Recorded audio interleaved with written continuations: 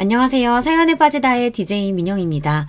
오늘 사연자는 사랑과 전쟁에서 나올 법한 막장 드라마 속 주인공이 되었다는데요. 과연 어떤 사연인지 들어보시겠습니다. 오늘도 두 가지 사연이 준비되어 있는데요. 끝까지 들어주실 거죠? 그럼 바로 시작할게요. 구독과 좋아요 잊지 말고 꾹 눌러주세요. 안녕하세요. 저는 40대 남자입니다. 저는 최근 아주 거지 같은 일을 당했습니다. 아무리 생각해도 가슴이 답답하고 속이 상해서 잠도 제대로 잘 수가 없을 정도였어요. 사실은 최근 제가 아내와 이혼했습니다. 저는 아내를 정말 많이 사랑했어요. 대학 때 CC로 만나 연애만 10년이에요. 저의 20대를 몽땅 다 아내에게 바쳤다고 해도 과언이 아닙니다. 아내는 꿈이 선생님이었어요. 대학 때부터 임용고시를 보겠다고 해서 제가 그 뒷바라지를 다 했습니다. 저는 아내가 원하는 꿈을 꼭 이루게 해주고 싶었어요. 저와 아내는 대학 때부터 연애를 오래 해서 그런지 서로의 집안 사정까지 속속들이 다 알고 있었어요. 아내네 친정이 집안 사정이 넉넉하지 않아요. 아내는 항상 꿈을 접고 가족들을 위해 많은 걸 희생하고 살았다고 하더라고요. 아내는 항상 자신의 어린 시절 이야기를 하며 가난한 게 너무 싫었고 무능력한 아버지 때문에 힘들었다고 했습니다. 남들이 들으면 자식이 무슨 그런 소리를 하냐고 못됐다고 할 수도 있지만 저는 그렇게 생각하지 않았어요. 저는 아내가 이해됐습니다. 저도 넉넉하지 않은 집안에서 장남으로 자라면서 동생을 위해 많은 걸 희생하며 살았어요. 대학 때 외국으로 교환학생을 갈 기회도 있었는데 부모님이 절대 안 된다고 하셨어요. 전액 지원받고 갈 수 있는 거라 돈도 안 드는데도 부모님은 절대 안 된다고 하셨죠. 제가 교환학생으로 가버리면 지금 당장 아르바이트해서 부모님께 보내는 생활비도 못 보내고 취직도 늦어질 테니 절대 안 된다고 하셨어요. 그때는 부모님이 너무도 원망스러웠습니다. 대학도 원래 가고 싶었던 대학이 있었는데 그 대학은 학비가 비싸서 못 가고 전액 장학금을 받을 수 있는 대학으로 들어왔어요. 저는 살면서 부모님께 지원이라고는 한 푼도 받지 않고 오히려 생활비를 벌어다가 드리고 있는데요. 앞으로도 평생 부모님과 동생들을 챙기며 살아야 한다고 생각하니 답답하기만 했습니다. 그러던 중 아내를 만난 거예요. 저와 아내는 많이 닮았습니다. 둘 다 비슷한 가정 환경에서 힘들게 자라다 보니 생각하는 것도 비슷하고 통하는 게 많았어요. 그러다 보니 아내가 더 안쓰럽게 느껴져서 아내만은 자신의 꿈을 꼭 이루게 해주고 싶었습니다. 저는 집안 사정 때문에 원하지도 않는 회사에 입사했어요. 하루라도 빨리 취직해서 동생들 학비를 벌어야 했기 때문에 고민할 것도 없이 곧바로 일할 수 있는 회사로 들어가기 급급했죠. 저는 월급의 반을 부모님께 생활비로 보내고 남은 돈을 아내와 함께 생활비로 쓰며 아내가 공부할 수 있게 도와주었습니다. 제가 제일 사랑하는 아내라도 꿈을 이뤄서 행복해지는 모습을 보고 싶었거든요. 하지만 세상은 역시나 저의 편이 아니었습니다. 아내는 임용고시를 3번이나 떨어졌어요. 3년 동안 저와 함께 울기도 하고 웃기도 하며 열심히 준비했는데 꿈을 이루기가 쉽지 않더라고요. 저는 아내에게 한 번 더 도전해보라고 도와주겠다고 했지만 아내는 더는 그럴 수 없다고 했습니다. 자기한테 말 못했는데 사실 우리 엄마 아빠 아주 난리 났어. 나더러 내 주제에 무슨 선생이냐고 하루라도 빨리 취직하래. 부모랑 동생들은 돈 버느라 잠도 못 자고 힘들게 사는데 나는 팔자좋게 놀면서 공부한다고. 저는 한숨이 저절로 나왔습니다. 슬퍼하는 아내를 보고 있으면 꼭 저를 보는 것 같아서요. 저는 끝까지 아내를 말려보려고 했지만 소용없었습니다. 당시에 아내의 막내 동생이 고3이었는데 공부를 꽤 잘했어요. 의대도 갈 수 있는 성적인데 집에 돈이 없어서 고민하고 있다고 하더라고요. 아내는 본인의 꿈을 접고 동생이라도 꿈을 이룰 수 있게 돕겠다고 했습니다. 그러고는 곧바로 여기저기 면접을 보러 다녔어요. 그것 또한 쉽지 않았습니다. 대학 졸업하고 임용 준비하는 동안 나이는 먹었는데 경력이 없으니 취직이 쉽지 않더라고요. 그러다가 아내는 한 중소기업에 합격해서 입사하게 됐습니다. 근데 자기 합격한 회사 면접 봤을 때 사장이 좀 이상하다고 하지 않았어? 제 기억에 합격한 회사 면접 자리에 갔을 때 대표가 좀 이상한 사람이라고 들은 것 같은데 합격했다고 하니 좀 찝찝하더라고요. 회사가 작아서 그런지 대표도 젊은 사람인데 면접 자리에서 나 보자마자 키랑 몸무게를 물어보더니만 남자친구 있냐고 물어보더라고. 완전 양아치같이 생겼어. 그거 완전 또라이네. 면접 보는데 키랑 몸무게를 왜 물어봐? 그리고 남자친구는 도대체 왜 물어보는데? 그래서 자기는 남자친구 있다고 했어? 저는 내심 아내가 어떻게 대답했을지 궁금해서 물어봤습니다. 아니, 남자친구는 없고 결혼할 사람은 있다고 했지. 오, 잘했네, 잘했어. 그래도 뽑은 거 보면 완전히 또라이는 아닌 건가? 그래도 이 회사라도 붙어서 얼마나 다행이야. 내가 빨리 취직해야 우리도 빨리 결혼하지. 아내는 저와 만나는 동안 자주 결혼 이야기를 했습니다. 평소 가족들에게 기댈 수 없이 살다가 저와 있으면 마음도 편하고 너무 든든해서 하루라도 빨리 저와 부부가 되고 싶다고 입버릇처럼 말했어요. 저도 마찬가지였습니다. 평생 제 인생에 여자라고는 아내밖에 없었기 때문에 언제 하더라도 아내와 꼭 결혼하고 싶었어요. 그렇게 저와 아내는 결혼했습니다. 아내가 입사한 지 1년째 되는 날 둘이 손 꼭 잡고 구청에 가서 혼인신고만 했어요. 이미 아내가 임용고시 준비하면서 둘이 집을 합쳐 같이 살기도 했고 둘 다 집안 사정 뻔해서 식을 올리기는 힘들었거든요. 저는 아내에게 너무 미안해서 꼭 돈을 모아 식을 올리자고 했습니다. 하지만 아내는 괜찮다고 했어요. 결혼식이고 웨딩 촬영이고 다 필요 없고 저만 있으면 된다고 했습니다. 저는 아내의 그 말을 철석까지 믿었어요. 우리 두 사람은 운명이라고 믿었거든요. 그런데 결혼은 연애와 달랐습니다. 둘이서 좋아서 꽁냥거리면서 살 때와는 많은 것이 달라졌어요. 특히나 저나 아내나 둘 다 집안 사정이 좋지 않다 보니 매번 사건 사고가 끊이지 않았습니다. 한 번은 이런 적이 있었어요. 저희 아버지께서는 70이 다 되신 나이까지 공사 현장에서 노동자로 일하셨어요. 흔히들 막노동이라고 비하해서 말하지만 저는 그 말을 정말 싫어해요. 아버지께서 지난 30년 동안 일하시는 걸 옆에서 지켜봐온 저로서는 아버지께서 얼마나 성실하게 쉬지 않고 가족들을 위해 희생하셨는지 잘 아니까요. 이제 저도 결혼해서 잘 살고 있고 동생들도 다 자기 목하면서 살고 있으니 어머니 수술하게 돼도 그 정도는 저희가 할 수 있어요. 그러니까 아버지까지 몸 상하시기 전에 좀 쉬세요. 에휴, 말도 마라. 내가 지금까지 너 장남이라고 평생을 부담 주고 미국도 못 가게 발목 잡았던 거 생각하면 아직도 눈물이 나. 그때 좀 힘들어도 참고 그냥 네가 하고 싶은 대로 하게 둘걸.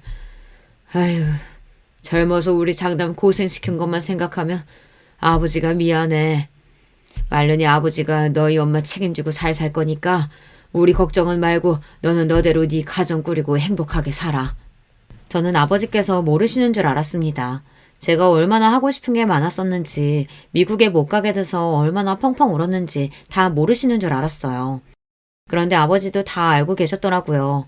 자식 하고 싶은 거 못하게 하는 부모 마음도 찢어지셨을 텐데 그 마음도 모르고 내내 원망했던 제가 너무 죄송했습니다. 아니에요. 그때 그렇게 미국 안 가고 한국에 있어서 신영이도 만난 건데요, 뭐. 저는 후회 안 해요. 그때는 진심이었습니다. 미국을 못 가게 된 건 당연히 아쉬웠지만 만약 제가 그때 미국에 갔다면 지금의 아내를 만나지 못했을 거예요. 결혼도 하고 아내와 저도 직장에서 자리 잡고 있었으니 이제는 좀 살만해지나 보다 싶었던 때였습니다. 하늘도 무심하시지 저에게 또 고난을 주셨어요. 평생 건강하실 줄 알았던 아버지께서 갑자기 돌아가셨어요. 저도 동생들도 전혀 몰랐는데 아버지께서 몇 년 전 일하시는 곳에서 건강검진을 받았을 때 선천적으로 심장 판박증을 앓고 있다고 했다네요. 의사는 바로 제대로 검사하고 치료하라고 했는데도 아버지는 자식인 저희에게도 말도 안 하고 그냥 계셨던 거예요. 어머니에게는 은연중에 이야기하셨다는데 어머니께서 바로 병원에 가보라고 했는데도 아버지는 어차피 선천적으로 알아오던 질병인데 지금까지 별다른 불편함 없이 살아왔으니 그냥 둬도 된다고 생각하셨대요. 결국은 그대로 뒀다가 문제가 생긴 거죠. 연세도 많으신데 무리해서 일하시다가 심근경색이 와서 그대로 쓰러져 손도 못 써보고 돌아가신 거예요. 저는 어릴 때부터 이런 점이 너무 화가 나고 답답했습니다. 기본적으로 사람이 아프면 병원에 가고 배가 고프면 밥을 차려 먹는 거잖아요. 저희 부모님은 그런 기본적인 것을 중요하게 생각하시지 않았어요. 웬만한 감기나 몸살 같은 건 절대 병원에 안 가고 대충 집에 있는 약이나 먹으면 끝이었죠. 워낙 돈이 없으니 병원에 가는 돈이 다 사치라고 생각했어요. 부모님은 저희에게도 그랬어요. 동생이 한밤중에 열이 39도, 40도까지 오르는데도 응급실에 갈 돈이 없다고 물수건만 애 머리에 올려주셨죠. 당시에 제가 국민학교 5학년, 6학년 정도 됐었는데 제가 보기에도 동생 상태가 너무 안 좋아 보여서 무서울 정도였는데도 부모님은 그대로 동생을 뒀었습니다. 결국은 제가 제 돼지저금통을 뜯어서 택시를 타고 응급실에 다녀왔어요. 의사 선생님 말씀이 폐렴이라고 바로 입원해야 한다고 하더라고요. 그때 느낀 게 부모가 돈이 없으면 자식도 낳으면 안 되는 거구나 라고 생각이 들었습니다. 만약 그날 제가 동생을 데리고 응급실에 가지 않았다면 동생에게 큰 일이 생겼을 수도 있으니까요. 먹는 것도 마찬가지예요. 저는 부모님께서 하루 3끼를 꼬박 차려 드시는 걸 본 적이 없어요. 하루 2끼 챙겨 드시면 많이 드신 겁니다. 그것도 고작 밥에 김치에 반찬 한두 가지 꺼내 드시는 건데도 잘 안 드세요. 그러니 저나 동생은 외식이나 배달 같은 건 거의 먹어본 적이 없죠. 그래서 제가 중학교 때부터 아르바이트를 한 겁니다. 아버지 상황이 항상 안 좋다 보니 용돈은 뭐 받을 수도 없는 건 당연했어요. 그러다 보니 제 용돈은 제가 벌어야 했습니다. 그래도 중학교 때까지는 제가 번 돈으로 동생들 간식도 사주고 용돈도 줄 수 있었는데 고등학교에 들어가면서부터는 제가 아르바이트에서 번 돈도 일부는 아버지께 드려야 했어요. 어머니께서 큰 수술을 받아서 병원비로 달에 몇백씩 들어갔거든요. 지금 와 생각해보면 아버지의 마음을 아예 이해 못하는 건 아니에요. 어머니께서 평생 심장병으로 아파서 매일 병원 신세를 졌었는데 당신까지 심장에 문제가 있어서 병원에 다니기 시작하면 자식들이 고생할 게 뻔하니 그냥 얘기하지 말자 싶으셨던 것 같기도 해요. 아무리 그래도 그렇지 어떻게 이렇게 허망하게 가실 수 있는지 모르겠어요. 아버지께서 그렇게 돌아가시는 바람에 자식인 저는 한참을 후회하며 마음 아파해야 했으니까요. 하지만 마음껏 힘들어할 수도 없었던 게 현실로 닥친 문제가 있었습니다. 바로 어머니였어요. 어머니께서 젊어서부터 여러 번의 수술과 병원 치료를 받으면서 몸이 좋지 않으셨어요. 기저귀도 차고 계셨고 거동도 쉽지 않아 휠체어 생활을 하십니다. 아버지가 계실 때는 아버지께서 일하시면서도 모든 간호를 다 하셨어요. 그런데 아버지께서 갑작스레 돌아가셨으니 어머니의 간호도 문제였죠.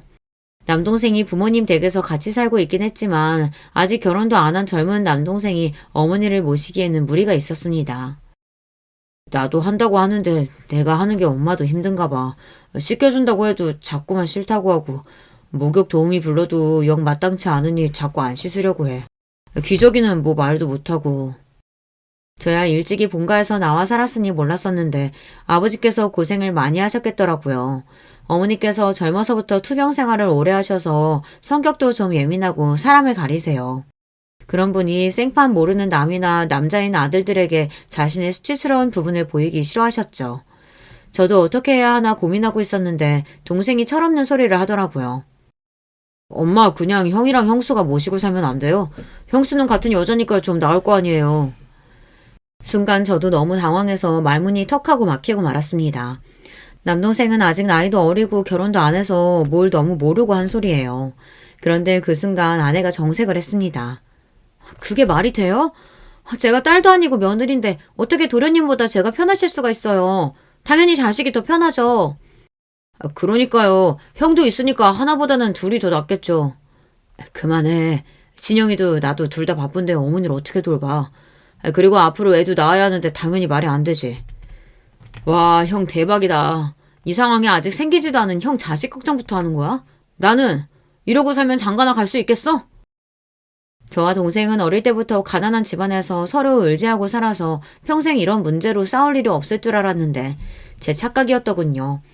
집안에 워낙 비빌 언덕이라고는 없으니 더 예민해졌어요. 남동생 말도 아내의 말도 맞았습니다. 다 살기 힘들고 바쁜데 어머니를 모신다는 건 말도 안 되는 문제였어요. 장남인 제가 미리 방법을 생각했어야 했는데 저도 모르게 동생이 어머니와 같이 살고 있다는 이유로 동생에게 다 떠넘기고 있었는지도 모르겠어요. 알겠어. 내가 어머니 계실 곳 좀 찾아볼 테니까 그때까지만 서로 도와가면서 어머니 돌보자. 그 자리에서는 이야기를 일단락하고 제가 어머님이 계실 요양병원이나 요양원을 알아보기로 했어요. 그런데 생각보다 비용이 많이 들더라고요. 어머니는 등급이 높지 않아서 바로 요양원에 들어가기엔 무리가 있었고 지병도 있으셔서 요양병원으로 가야 했는데 가격이 달에 무조건 100만 원 이상씩 들어가더라고요. 생각지도 못했던 부분이라 아내와 상의가 필요할 것 같아 저는 조심스레 아내에게 상의했습니다. 어머니 계실 요양병원 알아보긴 했는데 비용이 꽤 들어가서 진우랑 같이 부담해도 달에 70, 80은 생각해야 할 것 같아. 저는 제가 형이니 당연히 동생보다 더 부담해야 한다고 생각했어요. 그런데 아내는 제 말에 기분이 상했는지 버럭 화부터 내더군요. 70, 80? 우리가 그런 돈이 어딨어. 둘 월급 가지고도 생활하기 빠듯한데. 그리고 아버님, 어머님이 사시던 집에 도련님이 살고 있잖아. 그럼 당연히 도련님이 더 많이 내야지. 우리가 왜 더 많이 내? 남이 보기엔 아내의 말이 맞는지도 모릅니다. 하지만 우리는 가족이잖아요. 부모님이 샀던 집이라고 해봐야 자가이긴 해도 얼마 되지도 않은 작은 빌라인데 아내가 그 집 이야기까지 할 줄은 몰랐어요. 아내의 말에 저도 괜히 서운해서 말이 좋게 나가지 않았습니다. 어머니가 돌아가신 것도 아니고 진우가 그 집을 갖겠다고 하는 것도 아닌데 당신은 지금 그 이야기가 왜 나와? 몰라. 난 우리 집 일만으로도 머리 아프니까 당신 집 일은 제발 당신이 좀 알아서 해. 난 어머니 요양병원 들어가셔도 일절 신경 못 쓰니까 그런 줄 알고. 당신 말이 너무 심한 거 아니야? 당신 집이라니. 난 처가에 일 있을 때마다 우리 집 일이라고 생각하고 다 도왔는데 어떻게 그렇게 말을 할 수가 있어? 또 그 얘기. 내가 도와달라고 한 것도 아니고 자기 마음대로 도와줘놓고 매일 생색이지. 저도 이런 이야기까지 하려고 한 건 아니었는데 아내가 너무 치사하게 나오니 저도 모르게 말이 튀어나오더군요. 하지만 아내에게 서운한 건 어쩔 수 없었어요. 막내 처남이 의대에 합격했는데도 돈 때문에 망설인다고 그래서 제가 처남 의대 졸업할 때까지 등록금을 계속 냈습니다. 물론 아내와 함께한 일이지만 우리 형편에 쉬운 일은 아니었습니다. 심지어 나중에는 저도 돈이 부족해서 주말에 아르바이트까지 하면서 번 돈을 줬어요. 그러면서도 저는 일절 말 한마디 하지 않았습니다. 그리고 불만도 없었어요. 이제 모두 다 가족이니 당연히 해줄 수 있는 일이라고 생각했거든요. 그런데 아내는 제가 어머니를 모시겠다는 것도 아니고 요양병원에 모시겠다는 건데 그 비용을 내는 것조차도 싫다고 화를 내잖아요. 저로서는 아내가 원망스러웠죠. 결혼 전부터 서로 집안이 힘든 것도 알고 있었고 그래서 우리 둘 다 고생할 거 알고 있었지만 이게 막상 현실로 닥쳐서 살다 보니 어느새 저나 아내나 둘 다 지쳤나 보더라고요. 사실 저나 아내나 직접적으로 말하지 않아도 마음에 앙금이 조금 있었던 게 둘 사이에 몇 년째 묵혀놓던 문제가 있었기는 했어요. 바로 아이 문제입니다. 결혼 전에는 아내와 저 둘 다 당연히 아이를 갖고 싶어 했어요.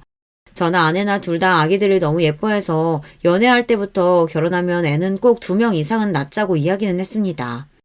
그때는 둘 다 대학생이었으니 뭘 모르고 순진했던 거죠. 현실이 그렇지가 않더군요. 결혼 초기에 아내가 들어간 직장에서 처음엔 적응을 잘 못했어요. 그래서 종종 회사를 그만두고 싶다고 옮기고 싶다는 이야기를 하더라고요. 저도 아내의 마음을 이해하긴 했지만 바로 그만두라고 말할 수가 없었던 게 아내가 임용 준비하느라 남들보다 취직을 늦게 하기도 했고 그 회사도 어렵게 입사한 거라 섣불리 그만두라고 할 수가 없었어요. 더군다나 당시에 처남이 의대에 다니며 등록금을 우리가 부담하고 있는 상황이었으니 아내까지 회사를 그만두면 저 혼자 생활이 감당이 안 될 것 같았죠. 그런데 그런 상황에서 어느 날 아내가 갑자기 아이가 갖고 싶다고 했어요. 우리 결혼한 지 1년도 넘었고 나이도 있는데 이제 슬슬 아이 가져야 하지 않을까? 내 친구들 조카들 낳는 거 보니까 너무 부러워. 나도 아이 키우고 싶어. 그때 저도 좀 피곤하고 예민했는지 아내의 말이 좋게 들리지 않았습니다. 아내가 회사가 힘들어서 그만두고 싶어서 자꾸 아이를 갖자고 하는 것처럼 들렸어요. 그래서 저도 아내의 말을 고지고대로 듣지 않고 지금 당장 우리 부부에게 닥친 일만 이야기해버렸어요. 지금 우리 형편에 애를 어떻게 가져? 난 부모가 경제적으로 여유도 없는데 괜히 자기들 욕심 때문에 애 낳는 건 아니라고 생각해. 평소 아내에게 단호하게 제 고집을 피우는 성격이 아닌데 아이 문제에 있어서는 제 생각이 명확했어요. 우리 집이나 처가나 형편이 되지도 않는데 자식만 둘, 셋씩 낳아서 지원도 제대로 못 해주고 평생 자식들 고생시키는 게 너무 싫었거든요. 그래서 저는 꼭 형편이 나아졌을 때 하나만 낳아서 곱게 키우고 싶었어요. 그런데 아내는 제 생각과 달랐습니다. 애를 낳는 건 다 때가 있다고 했어요. 자기 말대로면 우리는 아마 평생에 못 낳아. 우리 양가 집안을 좀 봐. 이게 몇 년 안에 사정이 좋아지겠어? 상황 좋아지고 낫겠다고 하면 아마 우리 둘 다 환갑일걸? 아내는 입술을 삐죽이며 중얼거렸습니다. 저도 거기서 그만했어야 했는데 아내가 제 말을 오해하는 것 같아 한 번 더 하게 됐어요. 그쯤 하고 말았어야 했는데 그게 화근이 됐습니다. 당신 일 힘들어서 쉬고 싶은 건 아는데 우리 상황에서 지금 아이까지 생기면 오히려 더 문제야. 앞으로 더 나아질 테니까 조금만 더 힘내자. 저는 조금만 더 고생하면 분명히 좋아질 거라는 말을 하고 싶었던 건데 아내는 다른 말에 꽂혀서 갑자기 인상을 구기더니 화를 내기 시작했습니다. 당신 말을 왜 그렇게 해? 내가 지금 일하기 싫어서 애 갖겠다는 거야? 사람을 물어보고. 됐어.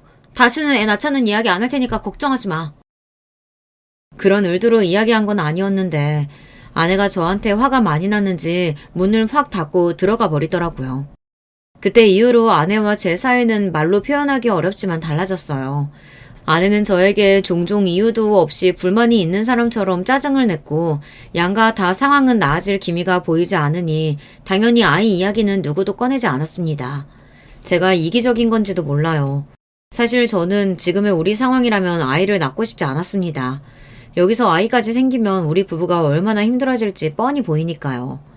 처가든 우리 집이든 형편이 어려워서 싫다기보다 현실이 이런 상황이니 내가 감당할 수 있을 정도로만 일을 벌이고 싶은 거예요. 저도 절대 아이가 낳기 싫은 건 아니었습니다. 저는 아내를 사랑하고 많이 아끼기에 아이 없이 아내와 둘만 살아도 좋아요. 제가 능력이 있어서 아내가 원하는 걸 다 하게 해주고 행복하게 해줄 수만 있다면 아이 없어도 저는 남은 인생은 아내에게 올인하고 살고 싶다는 마음뿐이었습니다. 그런데 이건 어디까지나 제 생각이었어요. 아내의 생각은 저와 달랐습니다. 아내는 나이가 들수록 점점 더 변해갔어요. 처음에 회사 생활을 너무 힘들어해서 걱정했었는데 어느새 아내는 그 회사에 다닌 지 5년이 넘었어요. 그리고 최근 대리로 승진하면서 아내가 많이 좋아했습니다. 지금까지 고생한 걸 보상받은 것 같아 너무 기쁘다고요. 아내의 승진에 저도 기분이 좋아서 그날은 아내가 좋아하는 케이크를 사서 집에 들어갔어요. 같이 파티를 하려고요. 그런데 아내는 12시가 넘을 때까지 집에 들어오지 않았습니다. 최근 회사 동료 몇 명과 친해졌다면서 자주 만나서 술도 먹고 놀고 오는 건 알고 있었는데 그래도 승진 파티를 하자고 제가 연락했는데도 연락도 없고 집에도 들어오지 않으니 기분이 좋지 않더라고요. 제가 몇 번이나 메시지를 보내고 전화를 했는데도 아내는 답이 없었습니다. 그러더니만 결국 새벽 2시가 넘어서야 술에 잔뜩 취해서 들어왔어요. 내가 승진 파티 하자고 메시지 보낸 거 못 봤어? 어디서 먹었길래 이렇게 늦게까지 먹었어? 택시 타고 들어온 거야? 메시지에 답도 없고 카드 내역을 봐도 택시를 타고 온 기록이 없길래 걱정돼서 물었어요. 그런데 아내는 갑자기 화를 내며 저에게 소리를 질렀습니다. 아, 시끄러. 회사 사람들이 승진 축하하자고 계속 마시라는데 그럼 어떡해. 그리고 사장님이 택시비 줘서 택시 타고 왔거든? 쪼잔하게 매일 택시 탔나 안 탔나 좀 물어보지 좀 마. 아니, 내가 언제 쪼잔하게 굴었다 그래. 매일 택시 탔나 안 탔나 물어보고 오랜만에 입은 옷 보면 샀냐고 자꾸 물어보고 그게 쪼잔한 거야. 내 돈으로 내가 택시 타고 옷 사는데 왜 자꾸 잔소리야? 저는 순간 기가 막혀서 어안이 다 벙벙했습니다. 회사에서부터 여자 혼자 택시 타고 오는 게 걱정돼서 물은 건데 아내는 제가 택시비를 썼다고 잔소리하는 것처럼 들렸나 봐요. 옷도 그래요. 처음 보는 옷 같아서 예쁘다고 관심을 보인 건데 그게 또 옷 샀냐고 물어보는 것처럼 들렸나 봐요. 아내가 술에 잔뜩 취해서까지 그 정도로 이야기를 하니 그동안 제가 아내를 돈 가지고 힘들게 했나 하는 생각이 들더군요. 그날은 아내도 기분이 좋아서 한잔 한 거니 제가 더 이야기하면 안 될 것 같아 넘어갔습니다. 우리는 부부고 가족이니 아무 때나 축하하면 되니까요. 그런데 저희는 결국 아내 승진 파티를 하지 못했습니다. 아내는 대리로 승진하고 나서 전보다 더 바빠졌거든요. 같은 직장인인 제가 이상하다고 느껴질 정도로 아내는 바빴어요. 거의 매일 야근에 주말에도 일이 있다고 회사에 출근했습니다. 그리고 더 이상한 건 아내의 카드 기록이에요. 이상하리만큼 카드를 쓴 내용이 없어요. 더군다나 지하철을 타고 다니는 아내가 교통비도 전보다 절반밖에 나오지 않았죠. 저는 아무래도 의아해서 아내에게 카드값이 왜 이렇게 조금 나오냐고 괜히 돈 걱정하느라 안 쓰는 거냐고 물었어요. 저는 아내 걱정이 돼서 물은 건데 그날도 아내는 예민한 얼굴로 오히려 짜증을 내더군요.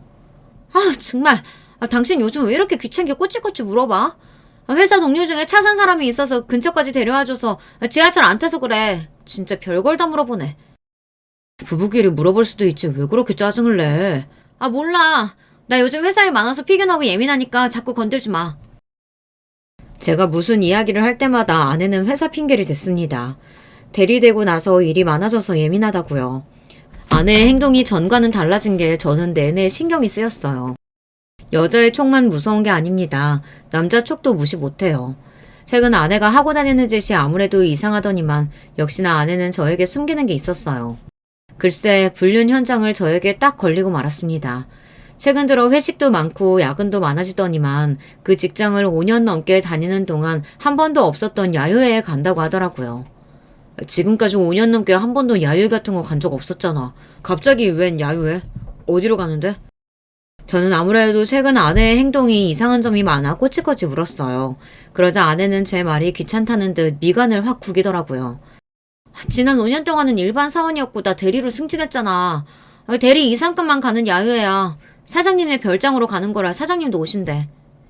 저도 직장 생활을 10년 가까이 했지만 대리급 이상만 가는 야유회라는 건 생전 처음 들어봅니다.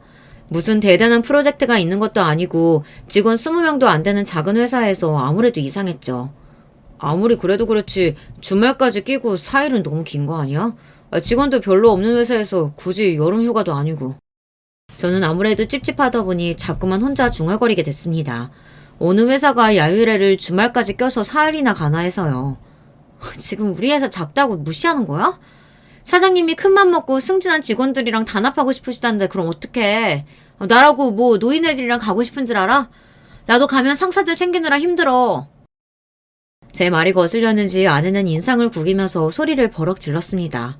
그 모습을 보니 제가 괜한 상상을 하고 아내를 의심했나 싶었어요. 직장 생활이라는 게 원래 다 상식적이지 않은 일도 많은 법인데 제가 너무 예민하게 굴었다 싶었죠. 저는 아내에게 미안해서 제가 좀 예민했다고 사과했어요. 주말인데 자기랑 있어주지 못하고 나도 혼자 가서 미안한데 회사 일인데 어떡해. 당신이 좀 이해해줘. 아내는 마지막까지 회사 일이라고 본인도 가고 싶지 않지만 어쩔 수 없다고 했습니다. 저는 누구보다 아내의 말이 사실이기를 바랬습니다. 그런데 절망적이게도 아내의 말은 사실이 아니었어요. 아내가 야외를 떠나기 하루 전날이었습니다. 아내는 방에서 짐을 싸고 있었고 저는 거실에서 텔레비전을 보고 있었어요. 그때였습니다. 거실에 있는 아내의 핸드폰이 드르륵 울렸어요. 저는 슬쩍 아내의 핸드폰을 봤습니다. 연락이 온 건 아내 직장 사람들과의 단톡방 같았습니다. 그런데 내용이 좀 이상했어요. 오대리님, 내일부터 휴가인데 밤늦게 죄송해요. 내일 미팅 건으로 과장님께서 중요하게 확인할 게 있다고 내일 오전에 잠깐 전화 달라고 하셔서요.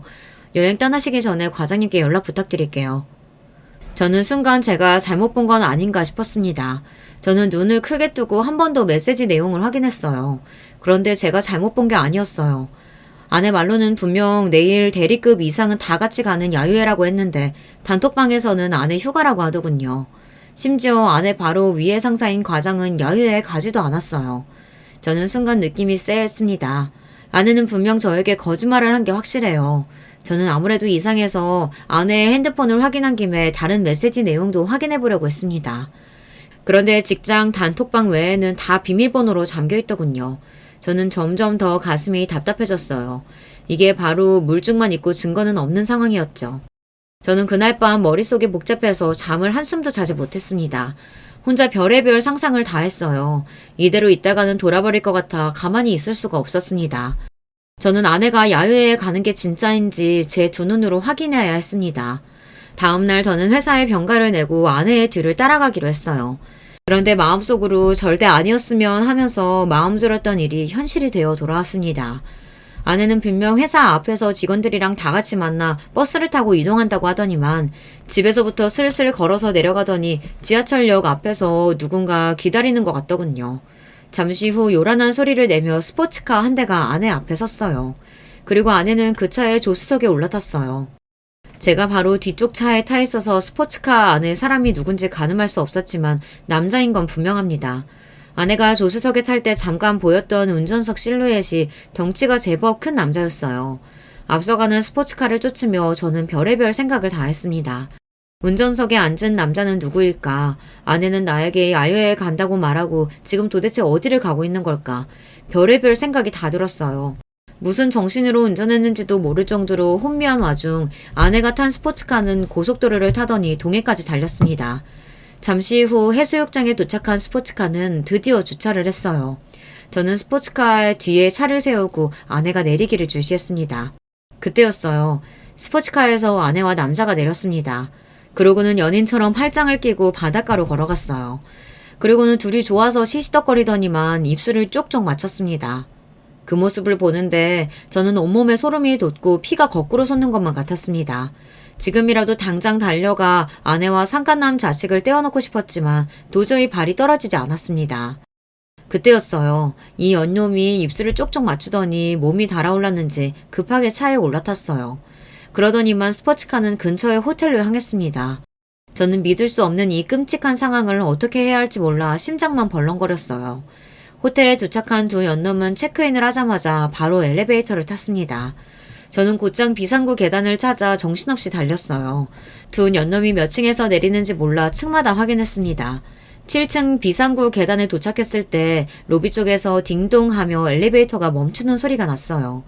저는 곧장 비상구 계단문을 벌컥 열고 나가 호텔방 안으로 들어가려고 하는 두 연놈의 꼬리를 잡았습니다. 그리고 사력을 다해 달려 호텔 방문을 벌컥 잡아 열었어요. 엄마, 깜짝이야. 당신 뭐야? 당신이 왜 여기 있어? 호텔방 문을 닫으려는 순간 바로 문을 잡아 열었더니 안으로 들어가던 아내와 눈이 정면으로 마주쳤습니다. 아내는 저를 보자마자 못 볼 걸 보기라도 한 것처럼 눈이 커져 금방이라도 눈동자가 굴러떨어질 것 같았어요. 그 순간 아내보다 먼저 호텔 방 문 안으로 들어갔던 상간남도 놀라서 나오더군요. 그러더니 한다는 소리가 기가 막혔어요. 너 이 자식 뭐야? 뭔데 남의 방에 그여 들어와? 내가 누구냐고? 이 여자 남편이다 이 자식아. 상간남의 뻔뻔한 모습에 눈이 돌아버린 저는 그대로 상간남에게 달려들어 주먹으로 얼굴을 세게 가격했어요. 온 힘을 다해 때렸더니 상간남은 그대로 바닥에 쓰러지더군요. 당신 뭐 하는 거야? 사장님 괜찮으세요? 아내는 그 순간 바닥에 넘어진 상간남에게 달려가더니 사장님은 어쩌고 하면서 괜찮냐고 묻더군요. 아내의 입에서 흘러나온 사장님이라는 소리에 저는 저절로 얼굴이 구겨졌어요. 사장님? 이 새끼가 당신 회사 사장님이라고? 충격 그 자체였습니다. 아내와 바닷가에서 서로 부둥켜 안고 뽀뽀를 하고 호텔 방까지 같이 들어온 남자가 다름 아닌 아내가 다니는 직장의 사장 새끼라네요. 이 사람이 당신 지금 누구 얼굴 가격한 줄 알아? 내가 대림출반 사직이라고! 어디 감히 내 얼굴에 손을 대? 원래 바람 피우는 놈들은 다 이렇게 뻔뻔한 걸까요? 지가 남의 마누라 데리고 호텔방에 들어가 걸린 주제에 오히려 큰 소리를 치더군요. 덕분에 다른 방에 있던 손님들까지 다 나와서 우리를 구경했어요. 그래, 너 말 잘했다. 잘나신 대림출판 사장님께서 자기 회사 여직원을 데리고 호텔방에 와? 그것도 유부녀를? 아니, 이 사람이 지금 여기가 오지라고 무식하게 큰 소리야. 우리 여기 사람도 많으니까 좀 진정하고 방에 들어가서 얘기하죠. 그제야 상황 파악이 되는지 돼지 같은 사장놈은 그제야 저를 진정시키고 방에 들어가 이야기하자고 했습니다. 이 새끼가 남의 마누라 가로채놓고 너야말로 어디서 큰 소리야? 너 진짜 오늘 내 손에 죽어볼래? 사장 새끼 하는 짓이 갈수록 지랄이라 저는 참아줄 수가 없었어요. 이판사판 여기서 결판을 내야겠다 싶었습니다. 저는 다시 달려들어 한 대 더 치려고 하는데 순간 아내가 제 앞을 막고 섰어요. 그만해. 사람들 다 보는데 무식하게 뭐 하는 짓이야. 순간 저는 기가 막혀서 한숨이 절로 튀어나왔습니다. 아내가 이렇게 뻔뻔한 여자인 줄은 꿈에도 몰랐어요. 바람 피우는 장면을 딱 걸리고도 쪽팔린 줄을 몰랐죠. 뭐? 남편한테 거짓말하고 호텔방에 바람 피우러 온 주제 무식? 당신이야말로 정신 나간 거 아니야? 순간 이 여자가 정말 어젯밤까지 저와 한 입을 덮고 잔 여자가 맞나 싶더군요.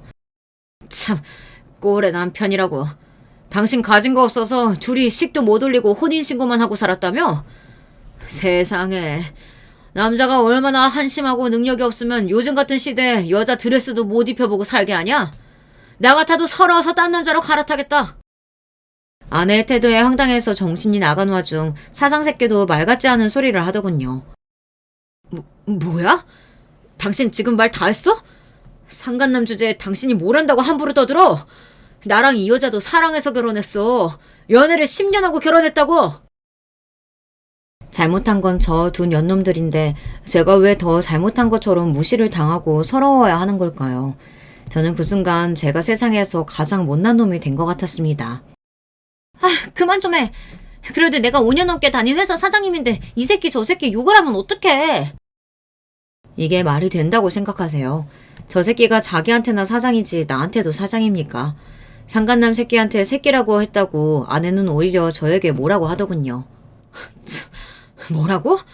당신 지금 내가 저 상간남 새끼한테 새끼라고 했다고 이러는 거야? 너 진짜 오신영 맞아? 나랑 10년 연애하고 결혼한 오신영 맞냐고? 그래, 나 오신영 맞아. 근데 지금 여기 있는 나도 오신영이야. 나도 이렇게 좋은 호텔에서 밥도 먹고 잠도 자고 싶어. 매일 거지 같은 집에서 돈 걱정하면서 구질구질하게 살고 싶지 않다고. 아내는 마치 이 순간을 기다리기라도 한 것처럼 울분을 토해냈습니다. 자신이 바람을 피운 게 꼭 나 때문인 것처럼 본인이 억울해서 소리쳤어요. 아내와 사는 동안 같이 누워서 드라마나 영화를 보며 그 속에 나오는 상간남 상간년들을 보며 함께 손가락질하며 본 적이 있어요. 어쩜 저렇게 사람을 속이고 더러운 짓을 할 수 있냐고요. 그러던 아내가 자신은 잘못한 게 하나도 없는 것처럼 저에게 적반하장으로 굴었습니다. 심지어 저와 사는 게 구질구질하다네요. 내가 이 구질구질한 현실에서 벗어나려고 얼마나 노력했는지 당신이 제일 잘 알잖아. 연애할 때부터 내내 당신 뒷바라지하고 결혼해서는 천하물사 만들겠다고 우리 애도 안 갖고 일만 하면서 그렇게 아등바등 열심히 살았잖아. 근데 당신이 이제 와서 어떻게 나한테 이래? 말을 하면 할수록 제 처지가 너무 처량하고 불쌍해서 저절로 눈물이 펑펑 쏟아졌습니다. 그런데 그 순간 아내는 너무도 차가운 눈빛으로 저를 쏘아보며 한심하다는 듯 한숨을 쉬었어요. 또 그 얘기야? 그래, 나도 알아. 나 임용 준비하는 동안 당신이 내 뒷바라지하고 결혼해서 사는 동안 우리 집 챙기느라 고생한 거. 근데 누가 그렇게 해달라고 시켰어? 당신이 좋아서 한 거잖아. 그때 아내의 차가운 눈빛을 생각하면 저는 아직도 자다가 자리에서 벌떡벌떡 일어날 정도로 심장이 뜁니다. 그 순간 알았거든요. 아내는 저에게 마음이 조금도 남아있지 않다는 걸요. 그리고 더 황당했던 건 사장놈의 제안이었어요. 내가 이래봬도 한 회사의 사장이잖아요. 직원이랑 바람난 거 알면 우리 회사 쫄딱 망해. 그럼 오신영 씨나 남편한테도 좋을 거 없잖아. 내가 이 자료로 현금 5억 준비해서 줄 테니까 제발 이 일은 우리끼리 비밀로 합시다. 별 미친놈이 다 있더군요. 저는 피가 거꾸로 솟는 것만 같은데 제발 비밀로만 해주면 5억을 주겠답니다. 저는 순간 이 사장 새끼를 죽일까 싶기도 했지만 5억이란 돈이 계속 눈앞에 아른거렸어요. 그때였습니다. 옆에 있던 아내가 코웃음을 치더니 저를 흘겨봤어요. 그러더니 한다는 말이 가관이었습니다. 뭘 고민하는 척을 해. 당신 돈 좋아하잖아. 이왕 이렇게 된 거 그냥 5억 받아. 나랑 이혼하고 그 돈으로 행복하게 살면 되잖아. 일석이조가 따로 없네. 뭐, 당신 말 다 했어? 당신은 정말 나랑 이혼하겠다는 거야? 내가 당신한테 바람 피우는 거 걸렸다고 당신 뭐 착각하나 본데. 나 사장님 사랑해. 우리 그냥 불륜 아니야. 그러니까 이혼해줘. 나 남은 인생은 사장님이랑 살래. 그 이후 아내가 저에게 무슨 말을 했는지 사장 새끼가 뭐라고 했는지 기억도 나지 않아요. 제 기억엔 아내가 사장을 사랑한다고 했던 말만 기억나요. 그리고 저는 사장이 건넨 종이에 사인을 했습니다. 아내와 사장 새끼의 불륜 사실을 일절 누구에게도 발설하지 않겠다고요. 그리고 며칠 뒤 집 앞으로 웬 박스가 도착했어요. 박스에는 정말 현금으로 5억이 들어있더군요. 아내와 저는 이혼했어요. 아내는 제가 5억을 받았다는 사실을 가지고 저를 조롱했지만 저는 아무 말도 할 수가 없었습니다. 제가 무슨 말을 해도 아내가 제가 아닌 그 새끼를 선택했다는 사실은 변함이 없으니까요. 그로부터 반년을 저는 회사 집만 다니며 아무것도 하지 않았습니다. 5억이 든 가방은 그대로 방에 놔둔 채 말이죠. 그런데 얼마 뒤 아내와 사장 새끼가 여전히 불륜 상태로 계속 만나고 있다는 사실을 알게 됐어요. 분명 저와 이혼만 하면 둘이 곧바로 재혼할 것처럼 굴더니만 사장 새끼는 이혼하지 않은 것 같더라고요. 며칠 뒤 막내 처남에게 전화가 왔는데 저에게 미안하다면서 누나도 벌 받고 있다고 했어요. 사장 새끼가 아내와 이혼은 절대 안 된다며 계속 연애만 하자고 했다네요. 그 소리를 듣는데 저는 제가 놓치고 있었던 게 있다는 걸 알게 됐습니다. 우리 가정만 박살난 거예요. 그 사장 새끼는 아무것도 잃은 게 없었죠. 그리고 얼마 뒤 대망의 날이 밝았습니다. 저는 이날만을 기다렸습니다. 저는 곧장 사장이 사는 집으로 찾아갔어요. 그리고 사장 아내의 아내를 받고 그 집 안방으로 들어갔습니다. 잠시 뒤 충격적인 일이 벌어졌어요. 저와 사장 아내가 침대 매트리스 위에 있는데 안방문을 사장이 벌컥 열고 들어왔습니다. 그러더니 저와 사장 아내의 모습을 발견하고 놀라서 눈이 휘둥그레졌죠. 뭐야? 너희들 여기서 뭐 하는 거야? 너 이 새끼, 너 오대린 남편 맞지? 네가 여기 왜 있어? 설마 네가 내 마누라 꼬신 거야? 왜? 너는 내 마누라 마음대로 꼬시는데 나는 네 마누라 꼬시면 안 되냐?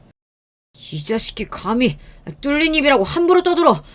나한테 5억이나 뜯어가놓고 이런 짓까지 하면 네가 무사할 줄 알아? 너 내가 지금 당장 고소할 거야. 고소? 어디 할 수 있으면 한번 해봐. 내가 당신한 더러운 짓 발설 안 하기로 하고 5억을 받은 거지. 당신 아내 안 꼬시겠다고 받은 돈은 아니잖아. 그랬습니다. 제가 사장 새끼와 아내의 불륜 사실을 어디서도 발설 안 하겠다고 했지 다른 걸 약속한 건 아니니까요. 그때였어요. 그때까지도 얌전히 입을 닫고 있던 사장 아내가 갑자기 자리에서 벌떡 일어나더니 사장에게 달려들었어요. 그러더니 말도 안 되는 일이 벌어졌습니다. 저는 제 두 눈으로 보고도 믿기지 않았어요. 글쎄 사장 아내가 침대에서 번쩍 높이 점프를 하더니만 사장의 얼굴을 그대로 날려차기로 차버렸어요. 이 미친 인간. 너 설마 또 바람 피웠니? 너 내가 분명히 경고했지? 한 번만 더 바람 피우면 그때는 내 속에 죽는 거라고. 아, 아파, 여보. 여보, 내 말 좀 들어봐. 이게 어떻게 된 일이냐면 듣긴 뭘 들어. 딱 보니까 이 아저씨가 당신 상간녀 남편이구만. 이 더러운 인간이 이제 하나하나 유부녀까지 건드려? 너 미친 거 아니야? 사장 새끼는 찌질해도 너무 찌질했습니다. 알고 보니 이 새끼가 바람을 피운 게 제 아내가 처음이 아니더라고요. 그리고 더 놀라운 사실은 사장 아내가 소시적 태권도 국가대표였다네요. 어쩐지 날라차기가 예사롭지가 않았어요. 그 순간 더 놀라운 광경을 목격하고 말았어요. 글쎄 사장 새끼가 그대로 바닥에 무릎을 꿇고 앉더니 사장 아내에게 손이 발이 되게 빌더라고요. 여보, 내가 잘못했어. 제발 용서해줘. 내가 너 한 번만 더 이지랄하면 회사고 뭐고 다 뺏어버린다고 했지? 이래서 바람 피우는 놈들은 믿는 게 아니라니까. 사장 아내는 옆에서 말릴 새도 없이 무릎을 꿇고 앉은 사장을 마구 때리기 시작했습니다. 주먹으로 발로 쉬지 않고 퍽퍽 소리가 나게 때렸어요. 얼마나 힘이 센지 제가 봐도 저러다 사장이 죽을 수도 있겠다 싶어 말렸다니까요. 그만하세요. 이러다가 사모님이 감옥 가겠어요. 뭐야? 그러고 보니 너네 둘이 바람 피운 주제에 어디서 큰 소리야?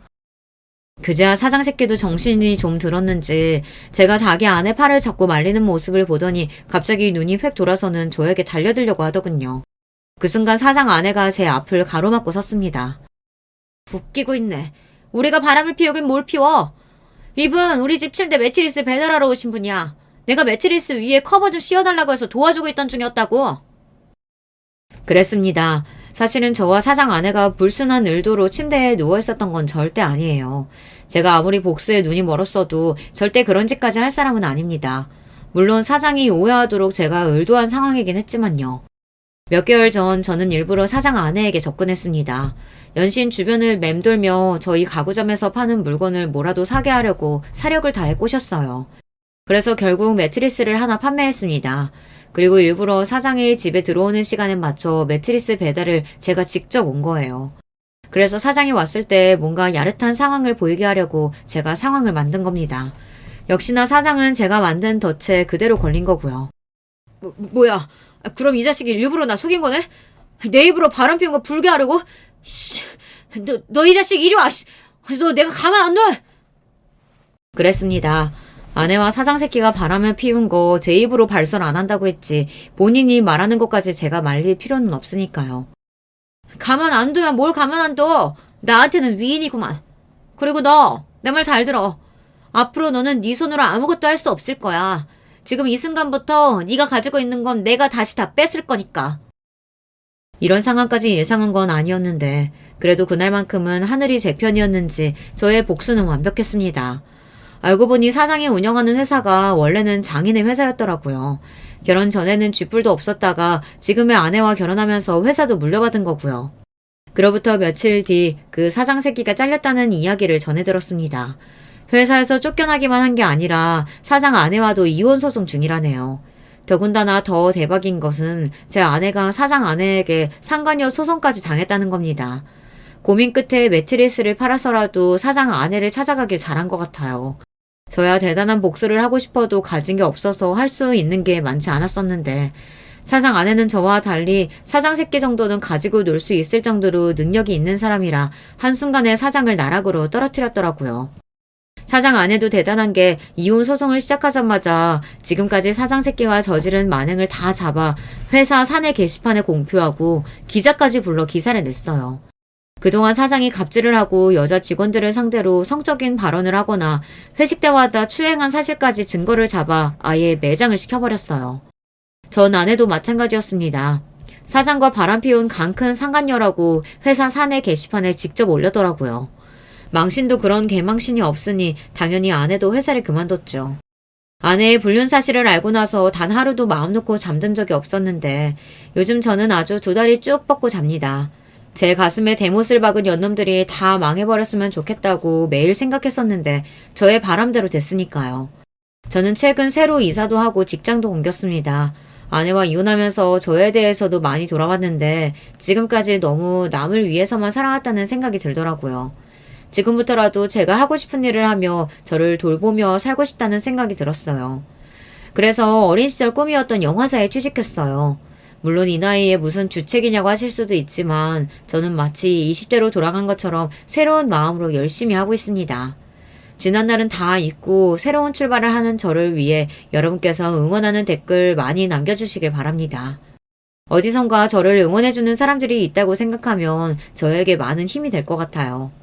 저의 막장 이야기 끝까지 들어주셔서 감사해요. 여러분의 가정은 언제나 편안하시길 바라겠습니다. 안녕하세요. 저는 서울에 살고 있는 50대 남자입니다. 제가 몇 년 전 겪었던 황당한 일을 좀 함께 이야기해보고 싶어서 사연을 보내드립니다. 저는 결혼을 좀 늦게 했습니다. 딱 40살 때 결혼을 했는데 좀 사정이 있었죠. 아내는 부끄럽지만 13살 연하의 아가씨였고요. 간호조무사로 일하다가 제가 병원에서 만나 호감이 생겨 결혼까지 하게 된 상황이었습니다. 물론 당시 아내도 27세나 되었으니 그리 어린 것은 아니었는데 저와의 나이 차이는 제법 났던 터라 친구들한테 도둑놈이라고 욕 꽤나 얻어먹었던 기억이 있네요.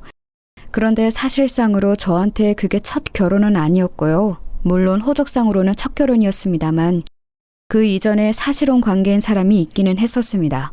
법적 결혼까지 가지는 못했지만요.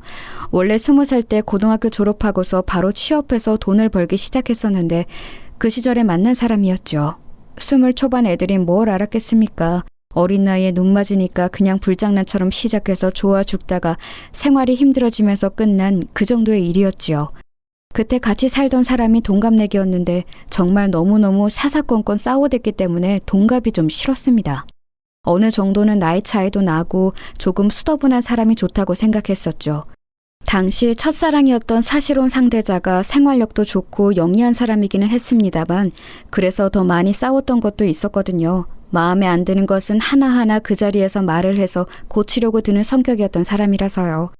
그리고 저는 어려서 부모님을 잃었고 동거녀는 어머니가 계셔서 그것 때문에 제가 자격지심도 좀 있었던 것 같았습니다.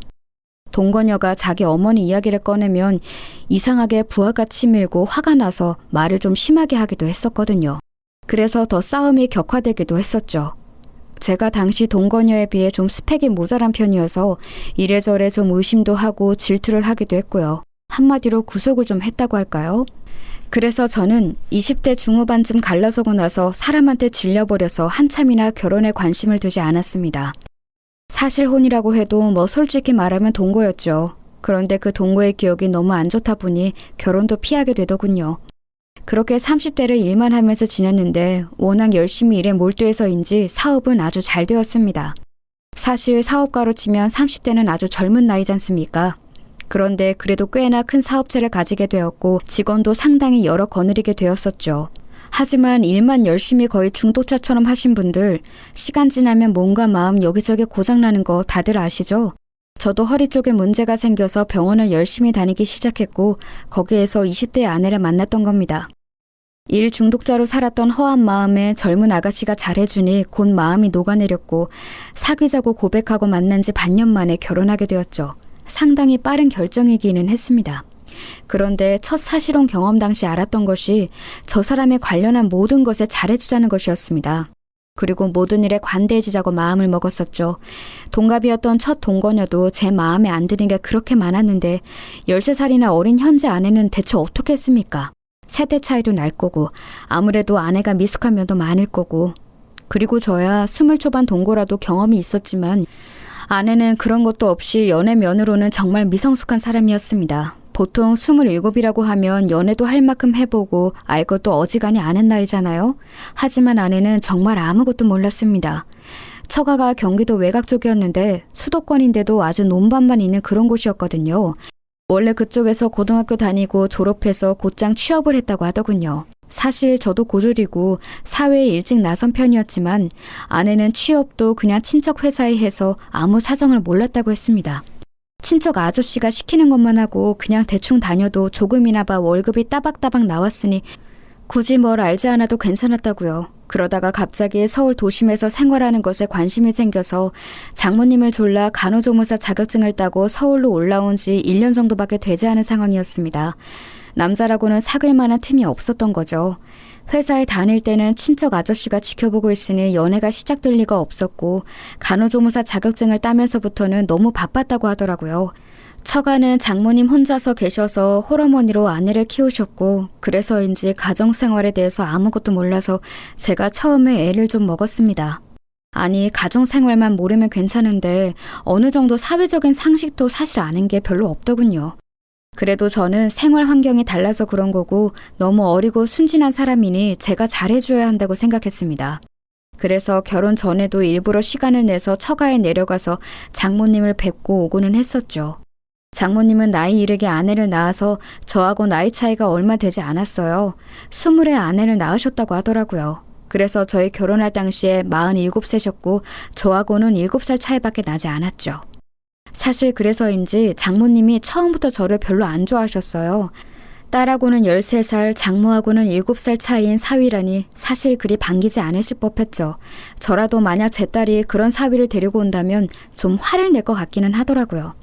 하지만 그래도 저와 아내가 정말로 사랑하고 있으니 잘 좀 봐달라는 뜻으로 선물 공세도 하고 현금도 용돈이라는 명목으로 상당히 많이 드렸습니다. 제가 용돈과 선물 공세를 꾸준히 한 몇 달 정도 하니까 그제야 장모님 마음이 조금 풀리는 것 같더라고요. 여전히 저를 동네 친구들한테 자랑하기는 좀 꺼려하시는 모양이었지만요. 그래서 저는 처가에서 장모님의 환영은 받지 못하는 어정쩡한 상태로 아내와 신혼생활을 시작했습니다. 처가 식구는 장모님 딱 한 분이었는데 그 동네에 그래도 장모님의 친척분들이 같이 살고 계시는 동네라서 그렇게 외롭지는 않다고 하시더군요. 일종의 시종마을로 시작한 동네였는지 꽤나 많은 친척들이 계셨고 친척이 아니더라도 동네 사람들끼리 정말 숟가락 숫자까지 아는 좋게 말하면 정이 깊은 동네였습니다. 저는 그런 마을에 익숙하지 않아서 처음에 고생을 꽤나 했었죠. 장모님이 아직 50도 안 되셨으니 상당히 젊은 편이셨는데도 그런 예스러운 마인드가 상당히 깊은 분이셨어요. 친척들이 소중하고 어른 공경해야 하고 아랫사람들이 일을 열심히 해야 하고 예의 발라야 하고 뭐 이런 느낌으로요. 평생 그 동네에서 태어나 자라서 여태 살아오셨으니 어찌 보면 당연한 것일 수도 있었습니다. 장인어른은 아주 젊은 때 돌아가셨는데 이야기를 들어보니 어쩌다 이 마을에 들렀다가 인연이 되어 눌러앉아 부부가 되었다고 하시더군요. 그 동네에는 아내의 외삼촌이며 외사촌들이 마구 섞여서 살고 있어서 그 동네에 인사 다니는 것만 해도 하루 종일이 걸렸습니다. 어린 시절 같이 놀던 친구들도 여전히 거기 사는 사람들도 있었고 반면 서울로 올라와서 일을 하고 있는 이들도 있었죠. 처음에 제가 내려갔을 때 나이 차이 많이 나는 신랑감을 데려왔다고 소문이 나서 저한테 적개심을 보이는 사람들도 꽤 있었습니다. 결국은 제가 마음을 열고 관대하게 선물을 베풀고 먹을 것도 많이 나눠주면서 마음을 얻어야 했는데요. 처음 저희가 같이 처가로 내려갔을 때 그 동네 외사촌들과 친구들이 전부 몰려왔습니다. 그때 다들 좀 적대적인 편이었죠. 친구 한 명은 노골적으로 아저씨라고 부르면서 저를 비꼬기도 했어요. 그런데 사실 겉만으로 봐도 제가 아저씨이긴 해서 그다지 화도 안 났습니다. 그 친구는 남자였는데 제가 다 듣는 곳에서 아내한테 그러더군요. 야, 너는 냄새에 되게 둔감한가 봐? 무슨 소리야? 아니, 나이 차이 많이 나면 냄새 안 나? 난 우리 삼촌도 냄새 나던데 신기하네. 그 친구는 제 쪽을 흘끔거리며 보면서 그렇게 비웃고하대더군요. 아내는 무슨 그런 소리를 하냐면서 한숨을 쉬었지만 친구는 어깨만 으쓱하고 저를 비아냥대는 눈빛으로 쏘아 보였습니다. 그리고 나이 차이 많이 나면 남편이 바람도 잘 핀다더라. 괜찮은 거야? 난 바람 피는 사람이 제일 싫더라. 신이 없고 더러운 게 싫어. 그럴 일 없어. 아내가 단칼에 잘랐지만 저도 처음에는 좀 울컥하고 화가 났었죠. 사람이니 당연한 일 아니겠습니까? 하지만 며칠 처가에 머물면서 그리고 그 후에도 반복적으로 처가에 내려가 잘 지내보려고 노력하면서 이들은 그냥 제가 마음에 안 들었던 것일 뿐 나쁜 사람들은 아니라는 확신이 들더군요. 그래서 제가 같이 낚시도 가고 도시에서 이런저런 선물도 사다 주고 하다 보니 마을 내 친척과 친구들이 거의 대다수가 마음이 풀린 듯한 눈치였습니다. 다만 아내한테 냄새 운운했던 그 친구는 제법 오래 저한테 앙심을 품고 있는 것 같았어요. 저한테야 그 친구도 정말 띠동갑도 넘는 아주 어린 친구였으니 저는 인내심을 가지고 천천히 기다리면 될 거라고 여겼습니다. 그러던 중 결혼한 지 아마 1년 정도 지났을 때일 겁니다. 아내가 어렵사리 저한테 말을 꺼내더군요. 여보, 혹시 당신 공장에 자리 있어요? 응? 왜? 아니, 내 친구가 지금 사정이 좀 안 좋은데 일자리가 안 구해진다고 해서 혹시 한 자리 정도면 남지 않을까 싶어서요. 마침 저희 공장에서 채용 기간이기는 했습니다. 생산하는 직무는 몸이 꽤 힘들어서 사람들이 많이 나가고 들어오거든요. 저야 뭐 손해볼 일이 아니라서 그 친구를 오라고 했습니다. 어떤 친구인지는 몰랐지만요. 그런데 와보니 바로 그 냄새 운운하던 친구였던 거예요. 저는 좀 놀랐지만 그래도 이 어린 친구가 어렵다고 하니 한번 기회를 줘보자 싶었습니다.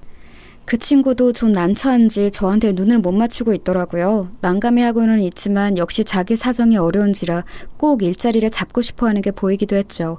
그래서 저는 그 친구를 채용해 주었습니다. 단 생산직은 아니고 사무실 관리직이었죠. 사실 생산지 쪽은 상당히 업무 환경이 좋은 편은 아니라서 일을 안 해본 사람이 단번에 적응하기는 힘들 거였어요. 물론 신규로 들어온 사람들은 다들 동일한 상황에서 적응하지만 와이프의 고향 친구니만큼 그렇게 두고 싶지는 않았죠. 그리고 괜히 안 좋은 일자리에 채용했다가 나중에 원망을 듣는 것보다는 그래도 편하고 중요하지 않은 자리에 채용해 주는 것이 낫지 않을까 싶었고요. 그러면서 물론 아내의 처가 고향에서 제 평판이 좀 올라가길 기대한 것도 있었습니다. 아내의 친구는 너무 감사하다면서 저한테 눈물을 흘리면서 고마워했습니다. 저는 좀 머쓱하기는 했지만 사실 어려울 때 일자리 잡는 게 얼마나 절박한 일인지를 잘 알아서 또 도움이 되었다니 기쁘기도 했었죠. 처음에 그렇게 저한테 적대적이던 그 아내 친구는 사무실로 들어와서는 이제 저한테 언제나 감사의 눈길을 보내는 직원이 되었습니다. 일을 시켜보니 생각보다 아내 친구가 무척 빠릿하고 일을 잘하더군요. 여태까지 시골에서 농사 관련 일만 했다는 게 믿어지지 않을 정도로 숫자 감각도 있고 정리도 잘했습니다. 그래서 좀 두고 보다가 거래처 관리를 맡겼는데 그것도 곧잘 해냈습니다. 한 반년 정도 일을 시켜봤더니 이건 그 친구가 일자리 줬다고 고마울 게 아니라 이렇게 일 잘하는 사람이 우리 사무실에 와줘서 제가 고마울 판이더군요. 그래서 인센티브도 주고 잘한다고 칭찬도 해줬더니 더 열심히 일하면서 그렇게 좋은 관계가 되었습니다. 아내는 그런 이야기를 들으면서 저한테 무척 고마워했죠. 아내는 처가나 고향과 관련해서 여러 가지로 저한테 미안하다고 여러 번 사과를 했습니다. 사실 제가 노력해서 장모님이나 고향 사람들의 태도가 많이 부드러워지기는 했어도 여전히 평균보다는 좀 더 까칠했어요. 장모님은 제가 내려갈 때마다 그리 좋지 않은 얼굴로 나와서 저를 맞이하셨죠. 걸핏하면 왜 내려왔냐? 난 그냥 죽게 내버려둬라. 어린 마누라 두고 다른 년한테 눈길 돌아가면 가만 안 둔다. 돈 많다고 유세 떨지 마라 등등 상상하기 힘들 만큼 다양한 악담을 저한테 퍼부으시기도 했습니다. 사실 아내의 말을 들어보면 장모님의 음식 솜씨가 상당히 좋다고 했고 상 내주실 때 먹어보면 간단한 찬도 무척 맛이 좋은 것을 보면 사실인 것 같았습니다. 하지만 장모님은 제가 내려갔을 때는 그리 거하게 상을 차려주시지는 않았어요. 언제나 냉장고에 들어있던 반찬통만 꺼내서 늘어놓고 밥만 퍼서 담아서 내주시고는 했죠. 물론 그것마저도 무척 맛있어서 저는 불평분만 없이 깨끗하게 비워놓고는 했습니다만 논밭만 있는 가운데라고는 해도 처가집도 당연히 벽돌주택이었습니다. 지은 지 오래되어서 무척 낡아서 여기저기 수리가 필요하기도 했죠. 장모님은 집에 남자가 없어서 집 고칠 곳에 하나도 손을 못 댔다면서 제가 내려가면 언제나 집 수리할 곳에 저를 데려가 세워놓고는 했습니다. 하지만 제가 전문가도 아닌데 어떻게 지붕이나 비새는 곳, 벽 곰팡이 핀 곳을 다시 고쳐놓겠습니까? 한두 번은 가까운 번화가에서 집 수리하는 사람을 불러다가 수리를 맡겼는데 오래된 집들이 항상 그렇듯 계절만 바뀌어도 또 고칠 곳이 생겨나고는 했죠. 저는 고민하다가 결국 큰 마음 먹고서 장모님께 작은 집을 한 채 새로 사드리기로 했습니다. 다행히도 그 마을에 전원주택이 매물로 나온 곳이 있었고 외진 곳이라서 그리 비싸지도 않았어요. 서울 집값을 생각한다면 정말 놀라울 정도로 저렴하기도 했죠. 그런데 아무리 저렴한 집이라고는 해도, 그리고 제 명의로 매매해서 사시라고 드린 거기는 해도 장모님은 그 정도로도 별로 기뻐하시지를 않더군요. 무뚝뚝하게 저한테 밥이나 먹고 가라 하면서 찌개를 새로 끓여주신 게 다였습니다. 그때 장모님이 새로 끓여주신 찌개를 처음 먹어봤네요. 물론 대단히 맛있었습니다만 제가 기대했던 반응과는 차이가 좀 있어서 섭섭하기는 했었죠. 아내는 제가 그 집을 매매해서 장모님께 사시라고 드리자 너무너무 기뻐했습니다.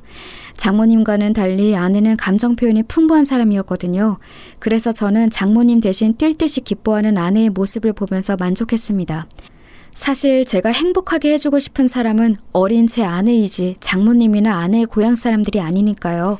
그래도 그때까지는 아내가 저한테 무척 잘해주고 행복한 나날이 이어졌습니다. 그런데 얼마 안 가서 좀 이상한 일들이 일어나기 시작했죠. 저는 공장을 돌리는 사업을 하고 있어서 공장이 위치해 있는 외곽 지역으로 자주 출장을 나갔습니다. 보통은 바로 집으로 돌아오고는 하지만 거래처에서 사안이 급한 주문이 들어올 때는 직접 직원들을 데리고 밤샘 작업을 감독할 때도 있었죠. 공장장으로는 가끔 말을 안 듣는 사람들도 있어서요. 저희가 원자재를 수급해서 오는 거래처 관리도 당연히 해야 했습니다. 그런데 원자재 공급해주는 거래처 중에 좀 사정이 딱한 분이 한 분 있었거든요. 그분은 법인도 아니고 개인 사업자였는데 원래는 개인 사업자하고 불안정해서 가능하면 거래 안 하려고 하는데 그분이 약간 집안 사정도 힘드시고 아내도 사별했다고 해서 제가 안타까운 마음에 좋은 가격으로 거래를 하고 있었습니다. 거래처 그분은 절 만나면 언제나 무척 고마워하면서 허리를 숙였고 힘든 사정에도 열심히 일하시는 그분이 안타까워져서 저는 언제나 밥과 술을 사면서 같이 이야기꽃을 피우고는 했거든요. 그분하고는 그래서 거의 친구처럼 지내고 있었습니다. 나이도 거의 비슷했고요. 그 거래처하고는 같이 술을 마시면 항상 시간이 늦어져서 공장에서 자고 가는 일도 부지기수였어요. 그런데 그렇게 제가 공장에서 자고 집에 들어가던 어느 날이었습니다. 원래는 제가 그 다음 날도 공장에서 일하고서 오후 늦게쯤 들어가는 게 보통이었습니다만 그날은 어쩐지 너무 피곤하고 목도 아파서 곧장 집으로 향했어요. 그러니까 오전 중에 집에 들어가게 된 거였죠.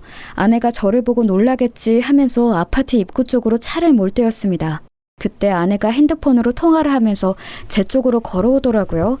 차 창문은 열려있고 당연히 아내가 저를 알아볼 줄 알았는데 통화에 집중한 나머지 제 차를 알아보지 못한 채로 가까이 다가왔습니다. 저는 아내를 놀래켜주려고 팔을 잡으려 준비하고 있었는데 아내의 통화 소리를 듣고 잠시 귀를 의심했죠. 자기야, 괜찮다니까 왜 그래요? 별로 그런 거 아니야. 아유, 사랑하지 그럼. 아내 입에서 나오는 자기야 사랑한다는 말에 저는 잠깐 굳었습니다. 뭘 그런 걸 걱정해. 아우, 남편 걱정하지 마요. 아내는 제가 가까이에서 듣고 있다는 것도 까맣게 모른 채 통화에 열중하면서 걸어갔죠. 자기, 사랑한다, 남편, 걱정. 대체 누구와 통화를 하기에 저런 말을 하는 건지 알 수가 없었습니다.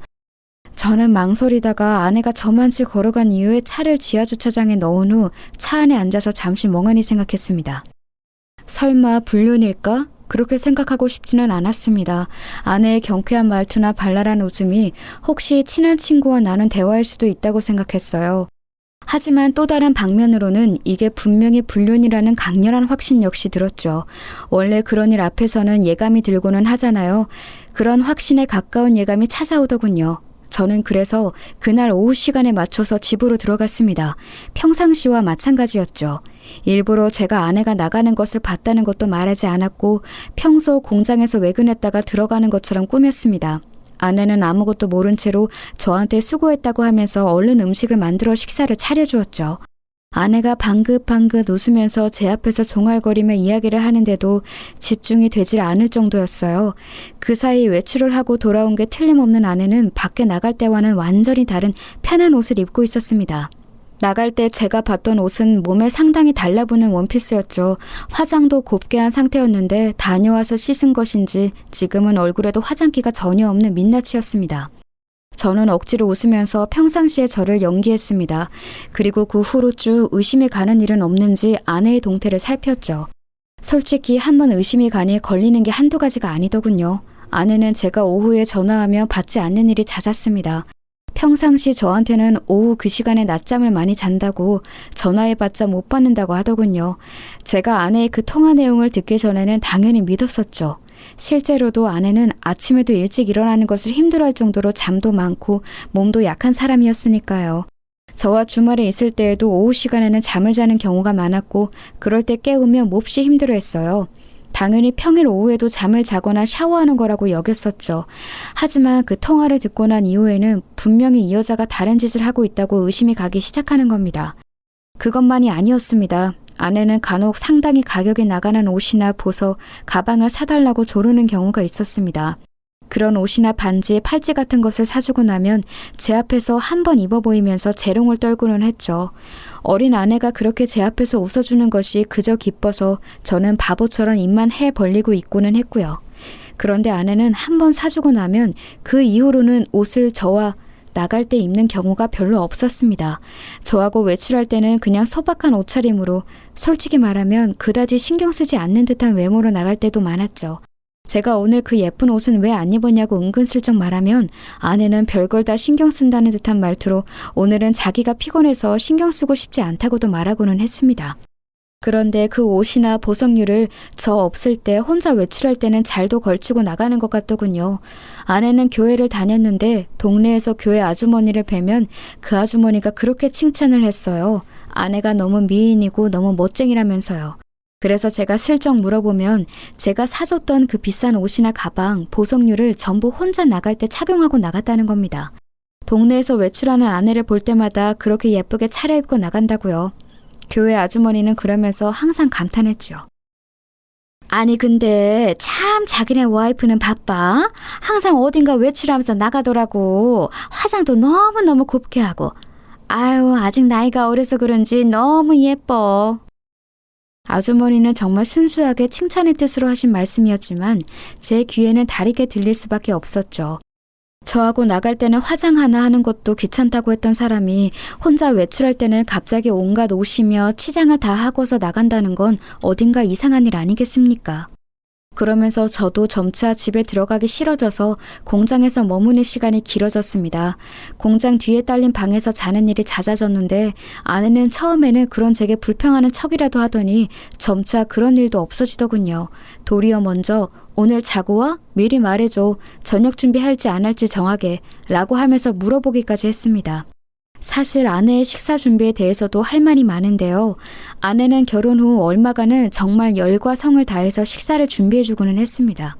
하지만 시간이 지나면서 점점 더 부실해지기 시작해서 나중에는 햇반에 스팸 구운 것, 김치와 김 정도만 올라오는 경우도 많았죠.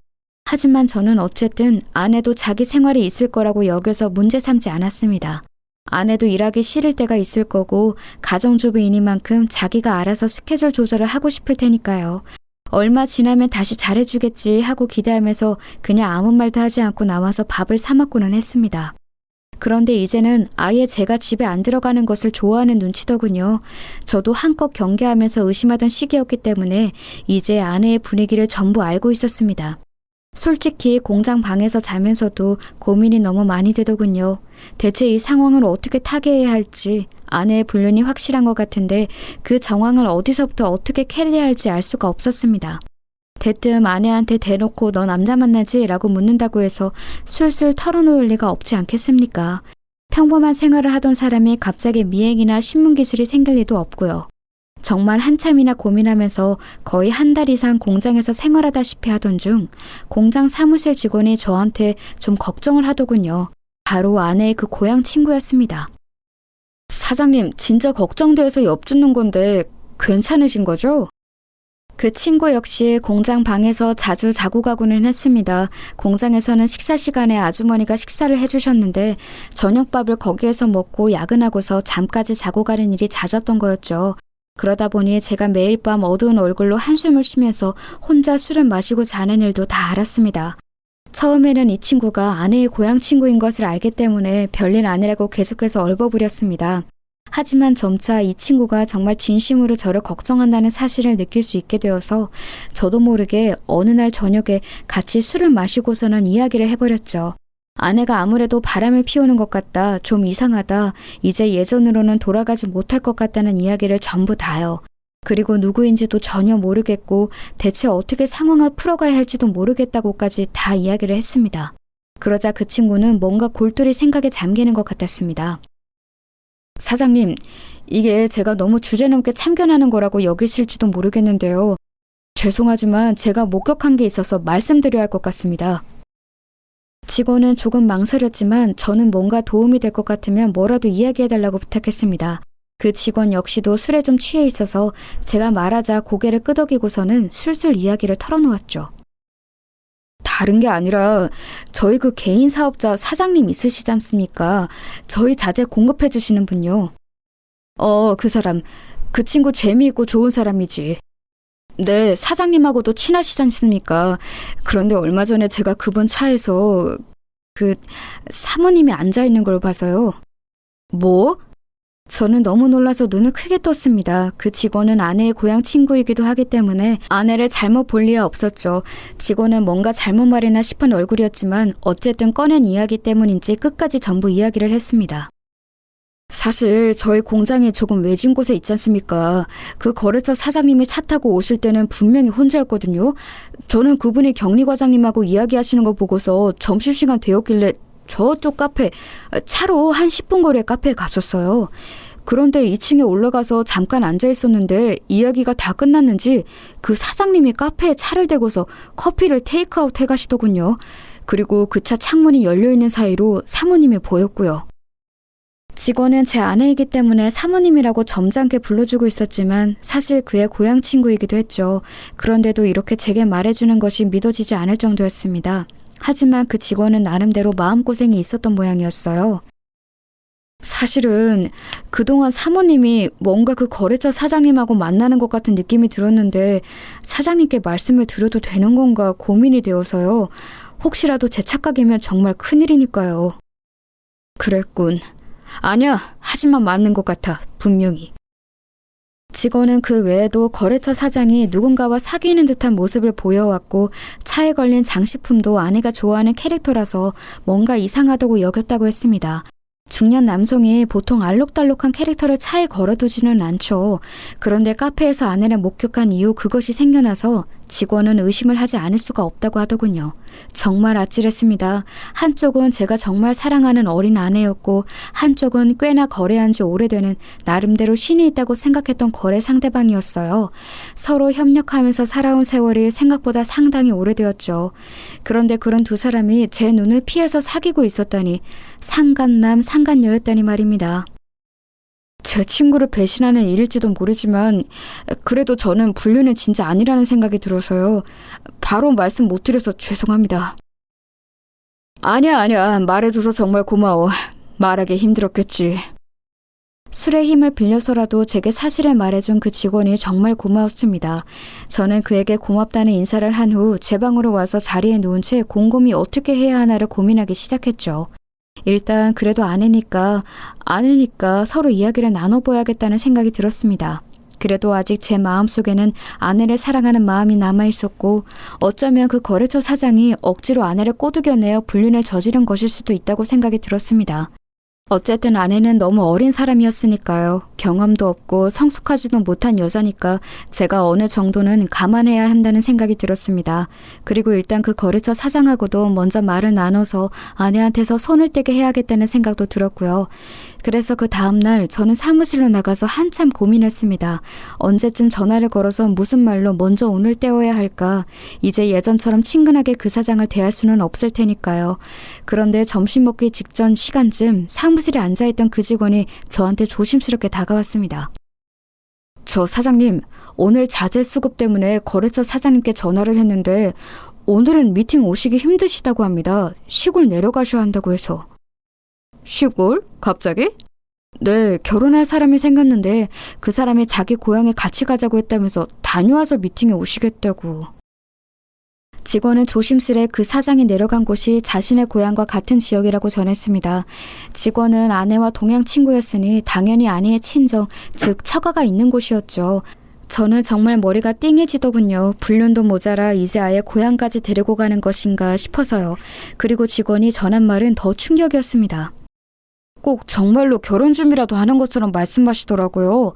저는 그냥 하시는 말씀인가 했는데 처가 장모님께 인사드리러 가는 거라면서 여러 가지로 준비한다고 간다고.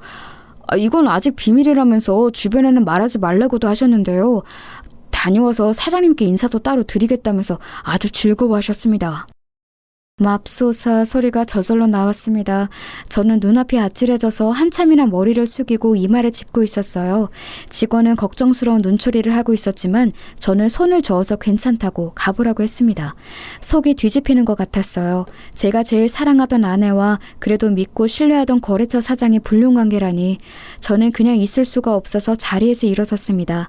주변에게 말하지 말라면서 저희 사무실 직원한테는 말하는 저 입 가벼운 꼬라지는 또 대체 뭔지 알 수가 없었어요. 그래도 저희 사무실 직원들이나 저하고 무척 가깝게 지내던 사람이라서 더욱이나 상처가 컸습니다. 저는 충격을 받은 상태로 곧장 차를 타고 처가로 향했습니다. 아직 출발하려고 타고 있던 때에 직원이 걱정스러운 얼굴로 달려나오더군요. 사장님, 지금 좀 비틀거리시는데 운전하고 먼 길 가시면 좀 위험할 수 있습니다. 그렇다고 안 갈 수는 없지 않겠나? 제가 운전할까요? 저도 일단 말씀 전해드리는 이상 완전히 다른 사람 일은 아니라서. 사실 직원은 여러 가지로 걱정하는 눈치였습니다. 일단 그 친구는 저를 은인으로 여기고서 워낙 열심히 일을 하던 사람이기도 했고 아내의 오랜 고향 친구이기도 했으니 양쪽 다 걱정이 되었겠죠. 사실 저보다는 아내를 걱정했을지도 모릅니다. 어쩌다가 말을 전하는 꼴이 되기는 했지만요. 그래서 저는 그러자고 했습니다. 제가 생각하기에도 도무지 제대로 운전을 하면서 사고를 안 내고 처가까지 도달할 자신이 없었거든요.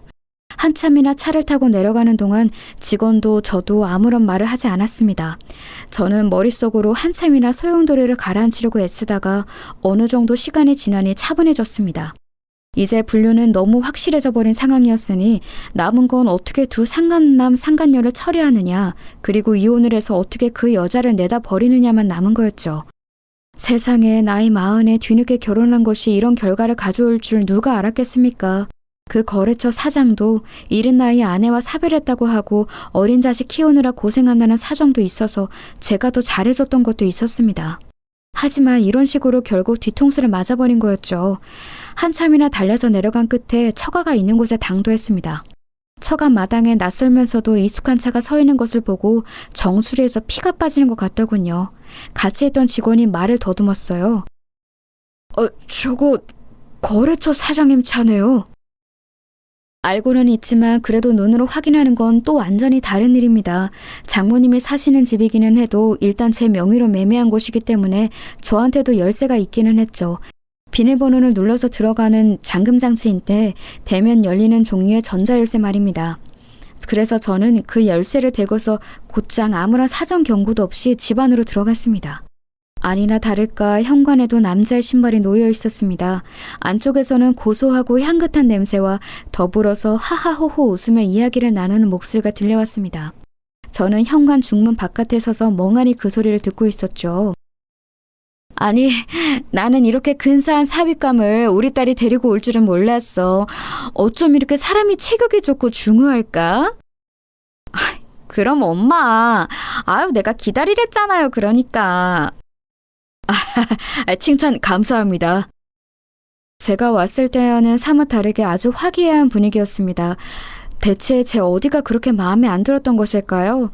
제가 왔을 때는 거의 장모님이 저를 쏘아 죽일 것 같은 눈으로 노려봤는데 말입니다. 심지어 저들이 앉아서 놀고 있는 것은 제 명의에 제 돈으로 산 집안이었죠. 우리 딸이 법적으로 절차만 다 밟아서 끝나고 나면 전 남편 떨궈내고 우리 사위랑 행복하게 잘 살 거야. 지난번 그놈 진짜 지긋지긋했다. 나도 그래 엄마. 적당히 이집하고 재산만 잘 갈라서 받아내고 갈라서야지. 모녀는 그런 식으로 입방정을 떨면서 저를 씹어대더군요. 속 좁고 촌스러운 남자, 왜소한 데다 남자로서의 매력이라고는 없는 남자. 저는 중문 너머로 안에 있는 이들을 지켜보았습니다. 멀쩡한 식탁도 놔두고서 거실 탁자에 둘러앉은 세 명이 아주 분위기가 좋더군요. 장모님은 거래처 사장이 자기 접시에 음식을 다 먹은 것 같자 얼른 일어나서 가운데 있는 냄비에서 듬뿍 또 한 그릇을 퍼내서 건넸습니다. 배부르다면서 손사래를 치던 거래처 사장은 또 낼름 받아서 그걸 먹더군요. 내가 씨암탉 잡은 걸세. 이게 얼마나 귀한 손님한테만 대접하는 건지 알긴 하나? 우리 딸한테 잘해줘야 해. 우리 딸이 자네가 얼마나 매력적인지 나한테 어찌나 수다를 떨었는지 아주 내가 귀에 딱지가 다 앉았어. 장모는 유쾌하게 말하면서 거래처 사장의 등을 두드렸습니다. 사장도 아주 기쁘다는 듯이 웃으면서 허허 대답했고요. 아내는 아주 거래처 사장한테 혼이라도 빼줄 듯한 기세로 턱을 괴고 앉아서 사장을 지켜보고 있었습니다. 여태까지 저는 장모님한테 제대로 된 밥 한 그릇을 얻어먹은 적이 없었죠. 다 식어 빠진 밥에 냉장고에서 꺼내 먹다만 반찬들, 아내조차도 신혼 초에만 저한테 식사를 제대로 챙겨주었고 최근으로 오면서부터는 아예 식사를 챙기지도 않았습니다. 그런 나날들이 겹쳐 떠오르면서 속이 울컥거리더군요. 곁에 직원이 걱정되는지 움찔거렸지만 그와 상관없이 저는 중문을 벌컥 열고 들어갔습니다. 서로 아주 화기애애하게 수다를 떨며 식사를 하던 세 사람이 갑자기 열린 문 때문에 깜짝 놀라서 저를 쳐다봤죠. 아내가 너무 놀랐는지 입을 떡 벌리고서 저를 불렀습니다. 여보? 당신 어떻게 여기에? 아니, 자네 왜 여기에 있나? 여기 어떻게... 아니, 이게 그... 아내와 장모 모두 당황해서 무어라 설명도 하지 못한 채로 말을 더듬어댔습니다. 거래처 사장은 처음에 아예 무슨 일인지 파악조차 못하는 것 같더군요. 사장님? 사장님이 여기 왜 오신 건지... 아니, 여기 무슨 거래하실 거 있으셨나요? 거래처 사장은 정말로 아무것도 모르는 얼굴로 순진하게 저한테 물어봤습니다. 저는 가만히 그를 노려봤지요. 솔직히 그 거래처 사장은 불륜남, 아내를 꿰어낸 나쁜 상간남이라고 생각하고 있었는데 지금 보니까 아예 제가 아내의 남편이라는 걸 모르는 것 같았습니다. 안에서 들었던 대화 내용으로 미루어 보아서는 분명히 아내가 이혼 절차를 밟고 있는 중인 사실상 돌싱이라고 생각했던 것 같았고요. 이게 말이 되나 싶었는데 생각해보니 거래처 사장은 사실 제 아내를 만날 일이 없었습니다. 저는 아내가 공장에 와서 쓸데없이 기름때 냄새 맡게 하지 않도록 철저하게 공장에 오지 않도록 했고 거래처 사장은 그저 제가 처가 있다는 사실만 알고 있었고요. 평상시 따로 만나서 식사나 술을 같이 하기는 했지만 딱 거기까지인 관계였으니 제 아내가 누구인지 알 턱이 없었습니다. 거래처 사장은 잔뜩 긴장한 아내와 장모를 보면서 잠시 어리둥절한 표정이 되더군요. 사장은 잠시 아내와 저를 번갈아 보더니 여전히 사태 파악이 안 되는 모양이었어요. 그 사이 아내는 저한테 달려와서 얼른 제 손을 잡았습니다. 여보, 어떻게 지금 왔어요? 제가 지금 저분이 저 남자분한테 빚진 게 있어서 잠시 대접하는 중이었어요. 그래. 내가 그래서 좀 나한테 도움을 준 분이라서 내가 대접하고 있는 중이었네. 사위한테도 안 주는 씨암탉 잡았어요. 그쵸? 잔뜩 음식 차려놓고 대접하고 계시네요. 거래처 사장도 일어나서 저한테 다가왔는데 의아한 표정이었습니다. 당연하겠죠. 사장님도 제가 사람 잘못 봤네요. 현재 결혼 상태인 제 아내하고 따로 만나고 계시다니. 심지어 처가에 와서 씨암탉 대접까지 받고 계시다니 놀라운데요? 예? 네? 이게 무슨... 사장은 눈치를 보면서 저와 아내를 번갈아 봤습니다. 아무리 이혼 절차 중이라고 알고 있었다고 해도 엄연히 법적으로 결혼 상태인 여자와 불륜을 저지른 거였죠. 거래처 사장의 잘못도 컸습니다. 아내가 벌벌 떨면서 저희 옷자락을 잡은 걸 보더니 그제야 거래처 사장은 무슨 상황인지 알겠는 모양이더군요. 사장은 당황한 얼굴이 되어서 떨기 시작했습니다. 그러면서 제 앞에 허리를 숙이고서 얼굴색이 창백하게 변했습니다. 죄송합니다, 사장님. 사장님 아내인 줄 정말 몰랐습니다. 제가 정말로 몰랐습니다. 제가 그 말은 믿을 것 같은가 보죠? 정말입니다, 사장님. 정말입니다. 거래처 사장은 덜덜 떨면서 저한테 정말 몰랐다고 애원에 애원을 거듭했습니다. 사실 지금 그 거래처의 실질적인 거래는 저희밖에 없었으니 당연하겠죠. 사실 원자재의 질이 그리 좋지도 않았고 가격 경쟁력도 없는 거래처였는데 순전히 제 호감과 호의만으로 거래가 유지되고 있는 곳이었으니까요. 당연히 지금 저희와 갈라서게 되면 그 사장은 사업이 완전히 나락으로 가는 거였습니다. 그걸 잘 아는 거래처 사장은 제 앞에 무릎을 꿇으면서 애원했습니다. 사장님, 저는 정말 사장님 아내인지 몰랐습니다. 알았다면 만나지 않았을 거예요. 이제 와서 그런 소리는 아무런 의미가 없어요. 저는 저 여자가 지금 이혼 준비 중이라고 곧 갈라설 거라고 해서 만난 것 뿐입니다. 정말입니다. 아무런 증거도 없이 그런 소리를 믿었나 보군요. 게다가 아무리 이혼 준비 중이라고 해도 법적으로 엄연히 결혼 중인 여자죠. 말하자면 사장님은 제 아내를 꼬여내서 상간남 짓을 했다는 이야기입니다. 이제 그쯤 되니 저는 더 이상 화도 나지 않더군요. 아무리 제가 남편인지 몰랐다고 해도, 그리고 이혼 절차를 밟고 있는 중이라고 알았다고 해도 분명하게 상간남인 건 확실했습니다. 이혼 절차 중이라고 알았다는 건 다른 말로 하면 혼인관계 중이라는 사실을 알았다는 것도 되었죠. 엄연히 법적으로 남편이 있는 여자와 사귀면서 장모랍시고 그 모친 집까지 와서 밥을 먹고 앉아 있었다니, 제가 생각했던 그 사람과는 완전히 다른 됨됨이었던 겁니다. 귀엽고 거래처 사장이 벌벌 떨면서 울기 시작했습니다. 냄새가 났던 걸 보면 오줌도 좀 지렸는지 모르겠어요. 아무런 베이스도 없이 그저 저희 회사와의 거래를 통해서 한 달 벌어 한 달 먹고 사는 사람이었으니 당연했을 겁니다. 아예 살아갈 길이 막막한 거였으니까요. 거래처 사장이 그런 꼴을 보고서는 아내와 장모도 급하게 저한테 매달렸습니다. 여보, 진짜 생각하는 그런 거 아니에요. 저는 정말로, 그러니까 그런 관계가 아니었다고요. 그냥 빚을 져서 보답을 하려고. 지금까지도 그런 말이 먹힐 거라고 생각하는 건가? 진짜 답이 없네. 어처구니가 없더군요. 장모도 뭔가 횡설수설하면서 저한테 매달리려고 했지만 저는 그 이유를 알았습니다. 바로 지금 사는 이 집마저도 제가 사줘서 살게 해준 것이었기에 쫓겨나서 당장 길에 나앉게 될까봐 두려운 거였겠죠. 아내와 장모가 벌벌 떨면서 저한테 매달리는 것을 뿌리치고서 저는 곧장 차를 타고 올라와 버렸습니다. 함께 갔던 직원은 말없이 차를 운전해 주었고요. 섣불리 저를 위로하려 하지 않아서 그것도 고맙더군요. 결국은 이혼할 수밖에 없었습니다. 아내가 제 바지가랑이를 붙들면서 더럽게 안 놔주려고 굴기에 지금 협의 이혼에 동의하지 않으면 결국 불륜으로 소송전을 불사하게 될 거라고 이야기를 해주었죠. 유책이 그쪽이기 때문에 민사소송으로 손해배상도 진행할 거라고요. 아내는 제가 어떻게든 그렇게 할 거라는 사실을 눈치채고서 결국 협의 이혼에 동의할 수밖에 없었습니다. 그러면서 장모님이 살고 있는 집만은 어떻게 안 되겠냐고 애원했지만 제가 그걸 봐줄 이유도 없었죠. 당장 나가라고 하고서 집이 비워지자마자 다른 사람한테 팔아버렸어요. 순순히 나가면 제가 나중에 사정을 봐줘서 다시 들어오라고 해줄 거라고 생각했던지 제가 팔아버린 걸 알자마자 저한테 전화해서 난리를 치더군요. 물론 제가 그 꼴을 그냥 두고 볼 이유도 없었습니다. 다시 한번 이런 전화를 하면 경찰에 신고할 거라고 알려준 뒤에 전화를 차단해버렸죠. 당연히 거래처 사장도 거래를 끊어버렸고요. 그 사장에게 손해배상을 걸어버릴까 했지만 귀찮아서 안 했습니다. 어차피 긁어낼 수 있는 위자료도 얼마 없을 만큼 가난한 인간이었던지라 아마 저희와의 거래가 끊겨서 그대로 나앉았을 거예요. 대신 아내의 고향 친구였던 직원은 승진해서 직급을 높여주었습니다. 그 친구만큼은 이번 사태에서 제 편에 서주었던 사람이었으니까요. 나름의 고마움의 표현이었습니다. 이렇게 갈라서고 나서 저는 여태까지 혼자 지내고 있습니다. 더 이상은 어떤 여자도 믿지 못할 정도로 상처받았기 때문에 연애는 해도 결혼은 더 이상 하고 싶은 마음이 들지 않네요. 여러분도 배우자를 너무 믿지 마시기 바랍니다.